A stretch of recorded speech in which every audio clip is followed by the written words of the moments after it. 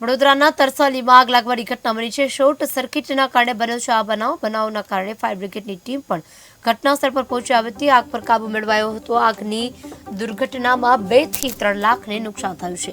આગ લાગતા અફરાતફરીનો માહોલ સર્જાયો હતો. મહત્વપૂર્ણ છે કે ભારે જહેમત બાદ આગ પર કાબુ મેળવાયો છે, ત્યારે આગની દુર્ઘટનામાં 2 થી 3 લાખનું નુકસાન પહોંચ્યું છે.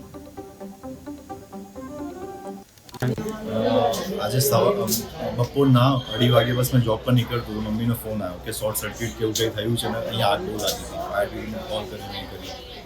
અંદાજે 1.5 થી 2.5 લાખનું કંઈક નુકસાન થયું છે મારા ઘરની અંદર. બસ એવી ઈચ્છા છે કે ગવર્મેન્ટ તરફથી કે કંઈ પણ સહાય મળે કે મારો ઇન્સ્યોરન્સ તો છે નહીં ઘરનો કંઈ મારી પાસે. આગ લાગવાનું હજુ તો એક્ઝેક્ટલી ખબર નહીં પડી મને કે શું છે કે કઈ રીતે આગ લાગી છે, બટ કમ્પ્લેન કરી છે. અત્યારે જોઈએ કઈ રીતે ખબર પડે છે. આમથી મેં બસ અડધે જ પહોંચ્યો હતો અને મમ્મીનો ફોન આવ્યો કે અહીંયા આગ લાગી. તો મેં જોબ પરથી અડધેથી રિટર્ન આવ્યો.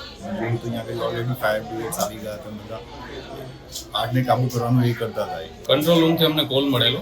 સોમનાથનગર સોસાયટીમાં એ 258 નંબરનું ઘર છે, એમાં ઘરમાં આગ હતી. જેવો જ જેઆઈડીસી ફાયર સ્ટેશનને કોલ મળતા ઘટના સ્થળે તાત્કાલિક આવી અને આગને કંટ્રોલ લઈને હાલ આગને કંટ્રોલમાં લીધેલ છે અને આગ લીધેલ છે. કોઈ પ્રકારની જાનહાનિ કે કોઈ પ્રકારનું નુકસાન?